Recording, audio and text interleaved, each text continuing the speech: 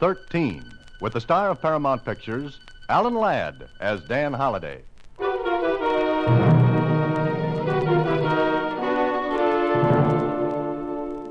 Box 13, care of Star Times. I need your help desperately. Johnny Tide was released from the state penitentiary this morning with murder in his heart. I don't know any of the details, but I'm sure that he'll be back here in Watertown by nightfall at the latest. If you mean what you say in your ad in the Star Times, be at the waterfront tonight.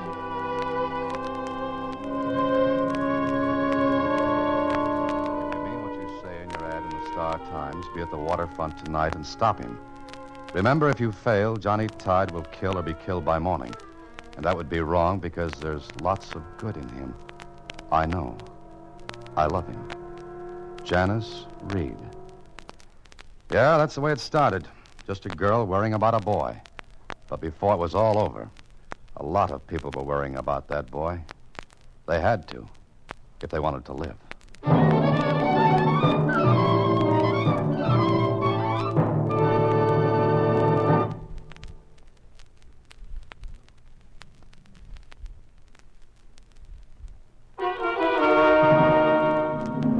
And now, back to Box 13 and Dan Holliday's newest adventure, Designed for Danger.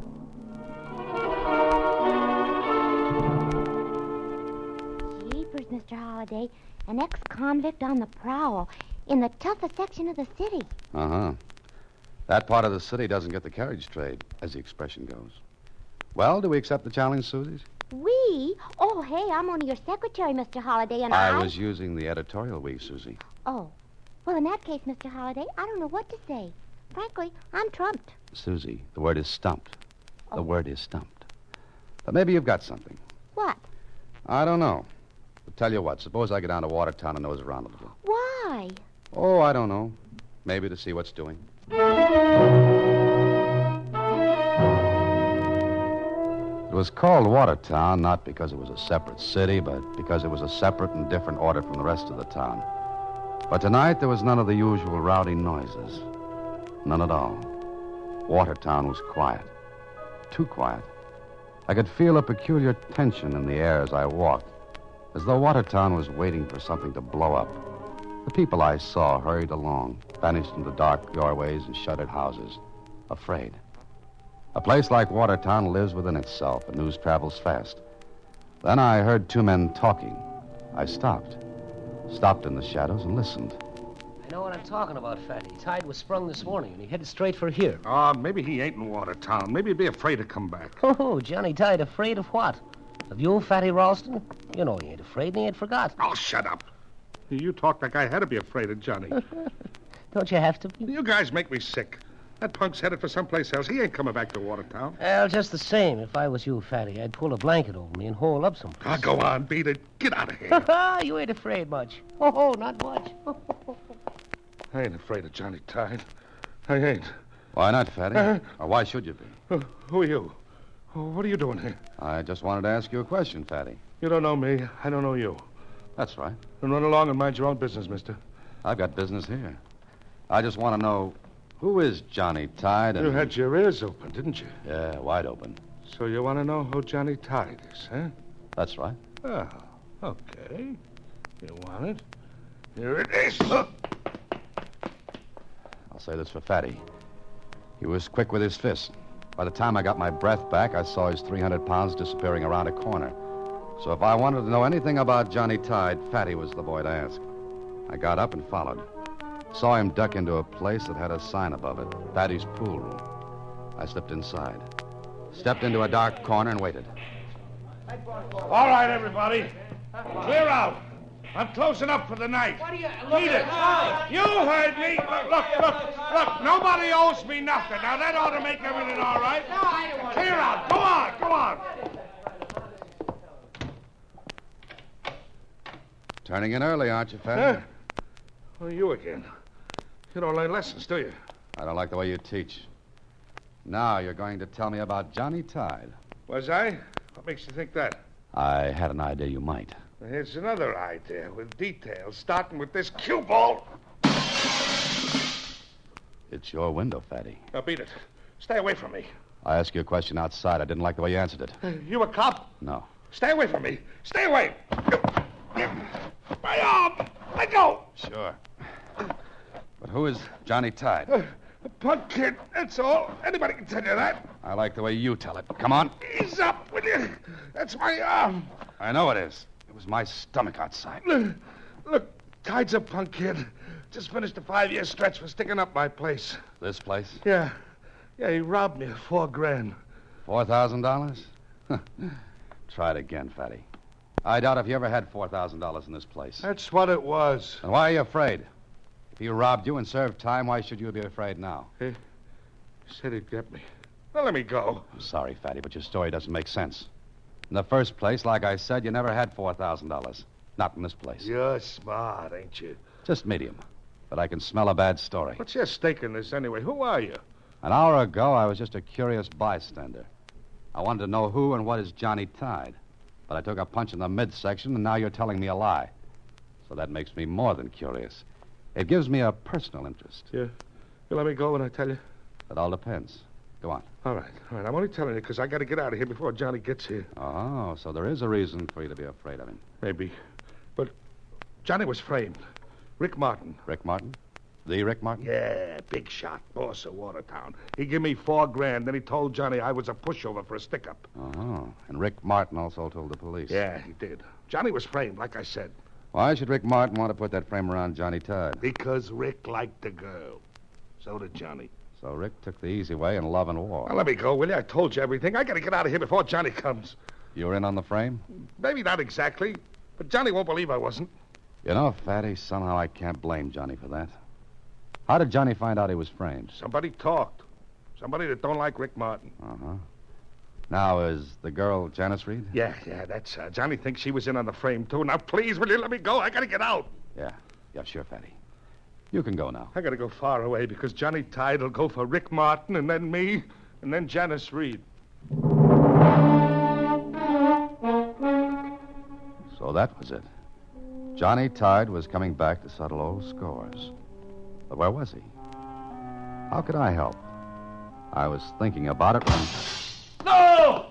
Stop! Stop, you truck! You hoodlum! Stop! He did it.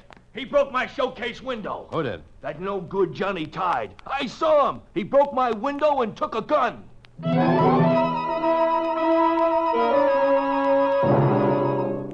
So, now Johnny Tide had a gun, and he was close. Very close. But it was also out of my hands and into the hot little hands of Lieutenant Kling. Now, look, Holliday. I know that Tide was released from prison this morning. I know that he's in Watertown tonight. I know he intends to kill Rick Martin before morning. But I also know that all of this, including that pawn shop he just knocked over, is none of your business. How do I make myself clear? Yes, you do. But before I go back to my typewriter, one question. What do you know about a girl named Janice Reed? Very little. Only that she's a singer over at the Blue Chip, Watertown's most exclusive nightclub. Now, anything else, Danny boy? No, nothing else, Lieutenant. Good night. Maybe I made a mistake when I asked Kling about Janice Reed. Because up until then, I was convinced that the lieutenant was right. I didn't belong in this mess. But now, well, I couldn't just step out and forget the whole thing. Not without talking to the girl anyway. I got a table at the Blue Chip without too much trouble, and 10 minutes later, Janice joined me.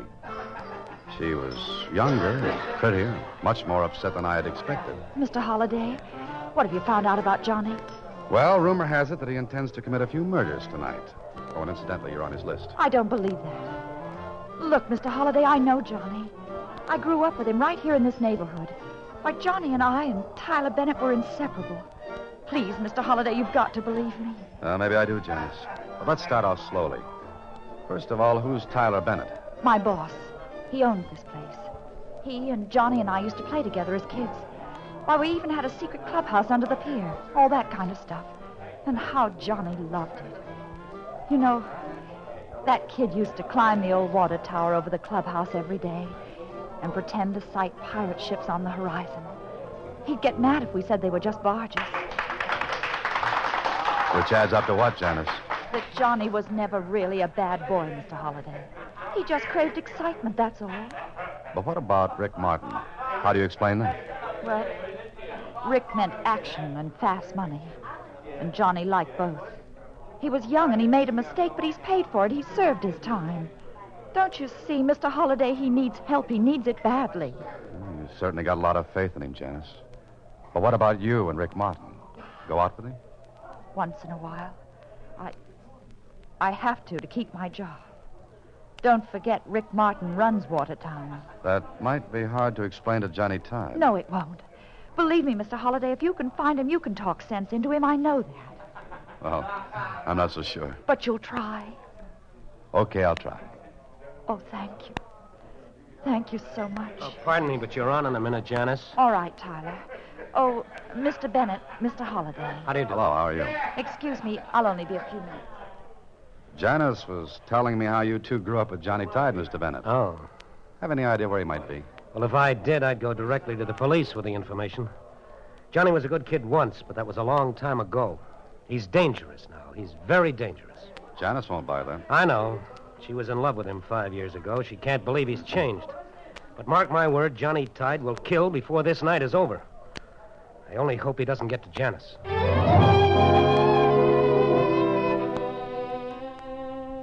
When I left the Blue Chip, I knew that in spite of both Kling and Tyler Bennett, I was on Janice's side. Now, my only problem was to stop Johnny Tide, if I could find him. I walked around aimlessly for the better part of an hour before I got a break. I stopped to look up at the sky, and I found myself staring at the remains of a rotted water tower. For a moment, the jumble of old boards didn't mean a thing, but suddenly it struck home. Johnny Tide used to play pirate on that water tower, and there was a secret clubhouse below. It could be just the spot for a hideout. I felt my way through the blackness when... You move one more step, fellow, and I blow your head off. Who are you? My name's Holliday, Dan Holliday. I'm not a policeman, and I don't work for Rick Martin. Your opener's okay. I'll keep talking. All right. Here it is. You're, Johnny Tide, aren't you? Maybe. Keep talking. Well, Johnny Tide, you're the world's biggest sucker. Yeah? You waste 5 precious years in prison, and on your first day out with a clean slate, you get into a jam that'll either mean the chair or a pine box. And what's that to you? Personally, nothing. But I'm around because a friend of mine believes in you. A girl named Janice Reed. Janice? You've seen her? That's why I'm here leaning against that .45 in your hand. Tide, why don't you get smart? That girl's in love with you. But what about Rick Martin? Oh, forget him. Sooner or later, the cops will catch up with Martin. They'll put him away for keeps. Sure. Meanwhile, what's to keep Martin and his boys from coming after me? I'll do what I can about that. But to play it safe, why don't you get out of town, away from here for a while? What's that? Holliday, if this is a trap, you'll never leave here alive. Then we've got a deal. Because that was probably a stray cat. Now listen to me, Johnny. Do what I say, will you? Forget Rick Martin. Get out of town for your own sake and for Janice. Yeah, sure. Forget the whole thing. Forget I was framed and went up for 5 years. That's a long time, Holliday. An awful long time. I know it, Johnny. But it's done now. Yeah, done. Me with a record. You can't wipe that away. Suppose we fix it so that everybody finds out about the frame. How? Well, first give me that gun. Then get out of town and let the police take care of Rick Martin. Fatty Ralston can be made to talk. How? He talked to me because he was afraid of you. He'll talk, Johnny. And when he does, that record of yours will be wiped off. Come on, now, what do you say? Well? Here, I'm a sap. A gold-plated 14-carat sap, but here. That's a good boy. Now go someplace where you'll be out of the way. You leave this to the police. Sure. But so help me, Holliday. If I get another loop thrown around me, if anything slips, Johnny Tide will be back for you.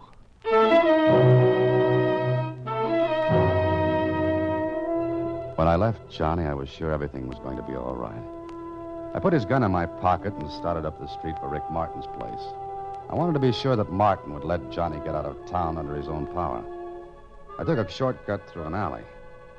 Brother, how foolish can you get? I hadn't gone 10 feet when I heard footsteps behind me. I tried to duck, but I wasn't quick enough.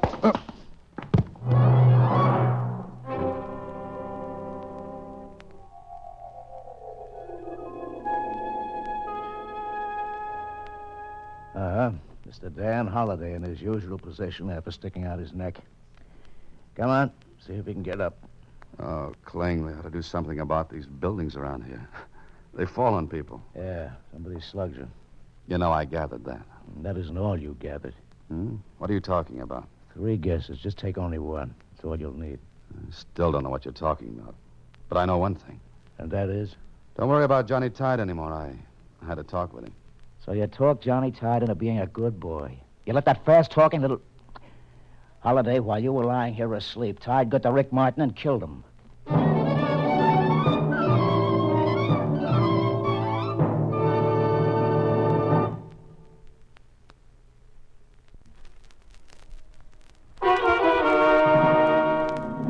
And now back to Design for Danger, another Box 13 adventure with Alan Ladd as Dan Holliday.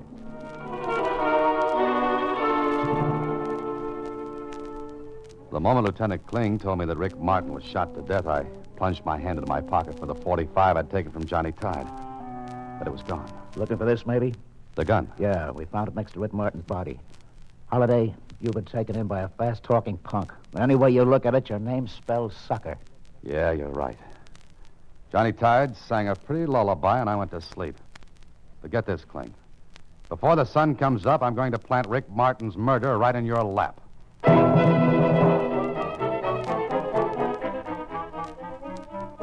Well, sunrise was only 6 hours away, and that meant I had to move fast.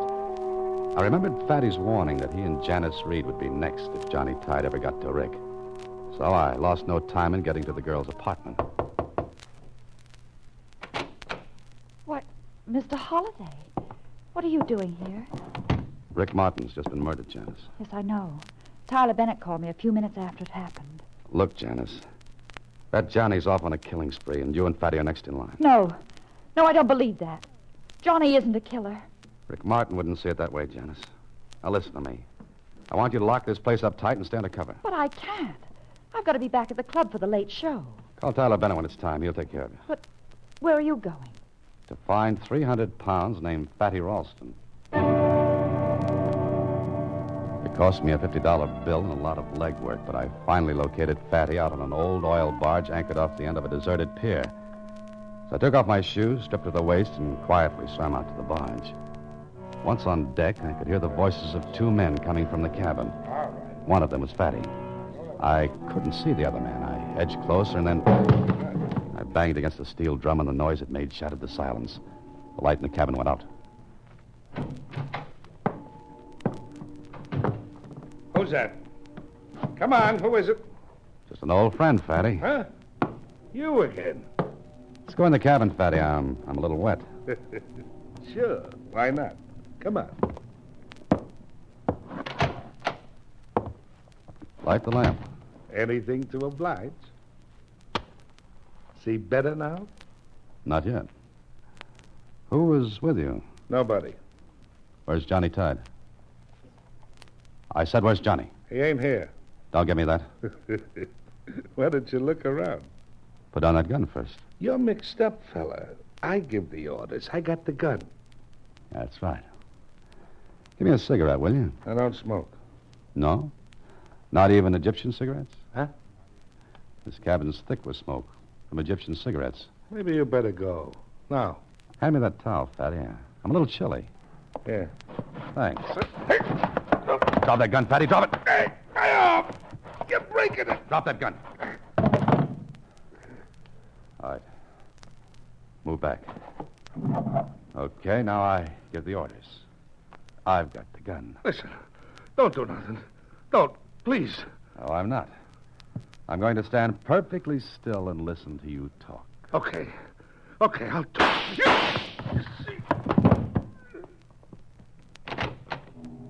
Whoever fired those shots couldn't have missed Fatty. And whoever it was got off the barge and into the boat that was tied on the opposite side. I ran over. I slipped once on the oil-covered deck, and the motorboat made for the shore. I had to stand and watch Johnny Tide get away. Get away after killing Fatty. And that made 2 down and 1 to go. And the 1 was Janice Reed. I swam back, slipped into my things, got to a phone, told the police about Fatty. Then I headed for Janice Reed's apartment. It was dark, deserted. I found an unlocked window and got inside. And I had the sickening feeling that I was just one step behind Johnny Tide and his gun. Then I knew it wasn't Janice. She'd use her key. I moved to the door quietly. What? Get your hands off me, Holiday. Why, Mr. Bennett. I'm sorry. I thought you were Johnny Tide. Obviously. I came to take Janice to the club. Where is she? I don't know. I was just going through the place when I heard you at the door. Here, I'll switch on the light. Come on, let's look in the bedroom.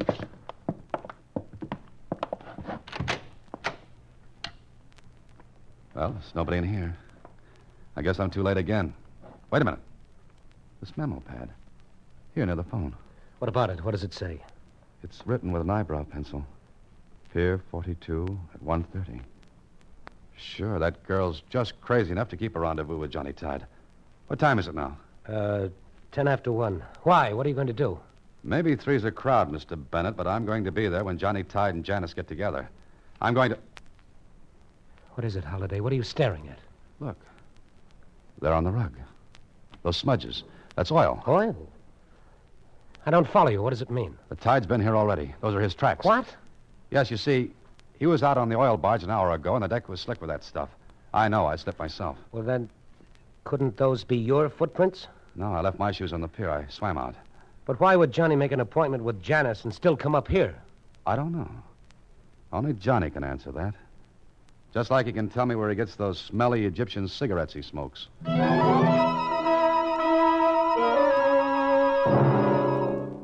I took a cab to within the block of Pier 42. Then I got out, walked quietly to the rendezvous spot. Janice was already standing in the soft light of a street lamp waiting. So I ran back to the phone and called Lieutenant Kling. With the girl set up like a clay pigeon, I didn't want to take any chances. When I got back to Janice, it was 1:30 on the button. And a second later, a man stepped from the side door of a warehouse. It was Johnny Tide. I moved closer as Johnny went up to Janice. Johnny, darling. Hello, Janice. Oh, Johnny, it's been such a long time. Yeah, 5 years. An awful long time, Janice. What's the matter, Johnny? Aren't you glad to see me? Sure, awful glad, Janice. Awful glad. But what's the matter? Johnny, why are you looking like that? I'm just trying to figure out something. Oh, never mind now, Johnny. Look, you've got to get away. Wait a minute. Listen. Cops. You did it again, didn't you? Johnny, no. I might have known I was going to give you a chance to explain, but not now. Hold it, Johnny. Holiday, you. She didn't call the police, I did. I'll get both of you later. I'll be back. Yeah, I'll be back. Johnny, don't run away anymore. Don't run away. Holiday, Dan, you there? Right here, Kling. Where is he? He ran into the warehouse. Okay. Put a ring around that warehouse. Spotlight, tear gas. No, let him alone. Let him alone. Okay, boys, let's go. I'm going with you, Kling. Be careful. Come on.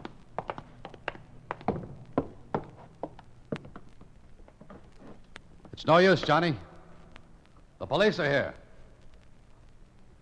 You're licked, kid. Come on, give up. Not me, Holiday. Me and the law just don't seem to get along. But, Johnny, it's your only chance. Will you give up? Answer me, Johnny. You hurt, Dan? Just in the shoulder, I'm all right. There he is. Up there on that rafter. Kennedy, your light, shine it up there. There he goes, Lieutenant. Get him. No, don't, Kling. Don't shoot. Stay out of this, Holiday. What the devil? You crazy, Holiday? Not quite. Kennedy, shine your light up behind you. Yes. Up there. Higher. There. There's your man, Kling. What? Well, who is that, Holiday? That, Lieutenant, is the man who killed Rick Martin and Fatty Ralston and tried to frame Johnny Tide for the whole thing. The name is Tyler Bennett.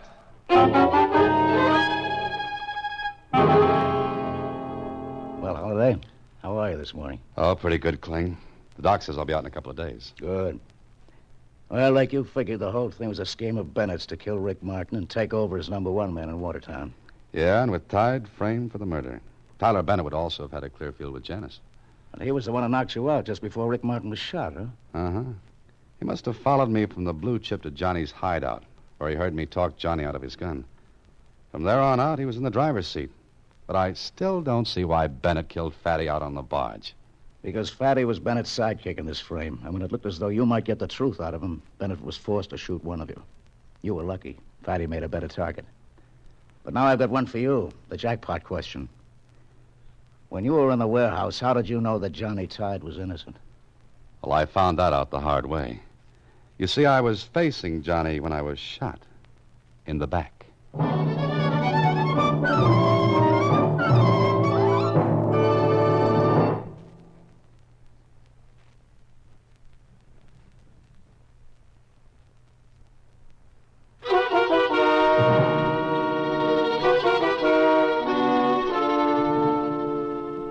Mr. Holliday, you certainly had a long night in Watertown. But there's one thing I don't understand. And what's that, Susie?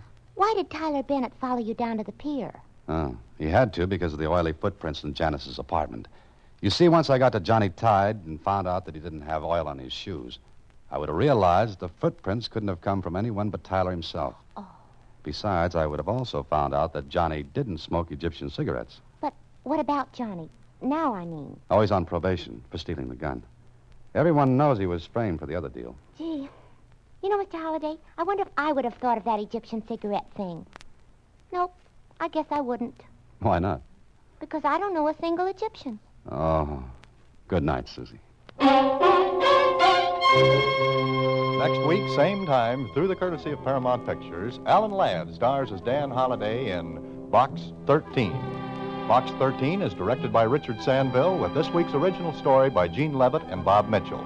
Original music is composed and conducted by Rudy Schrager. The part of Susie is played by Sylvia Picker, and that of Lieutenant Kling by Edmund MacDonald. Production is supervised by Vern Karstensen. Box 13 is a Mayfair production from Hollywood. Watch for Alan Ladd in his latest Paramount picture.